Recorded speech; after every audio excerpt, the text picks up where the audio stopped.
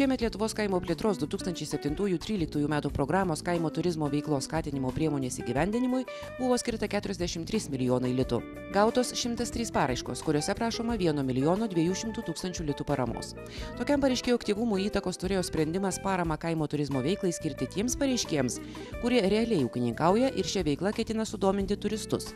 Paramos teikimo tvarka buvo pakeista taip, kad parama galėtų naudotis tikrieji ūkininkai. Taip siekiama išlaikyti šios veiklos ir šio pobūdžio paslaugų specifiką. Būtent, kad tai būtų kompleksinė paslauga, tai aišku idealiausia, kada yra ūkininkas, jisai turi ten gyvulių, ūkininkauja ir šalia teikia tą paslaugą tam, kad atvažiavęs žmogus iš miesto ar iš kitos net valstybės, jisai pamatytų, kaip realiai yra ūkininkaujama.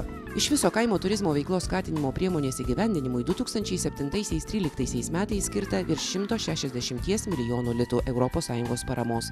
Per šį laikotarpį buvo gauta 550 paraiškų, kuriuose prašoma paramos suma viršijo 225 milijonus litų.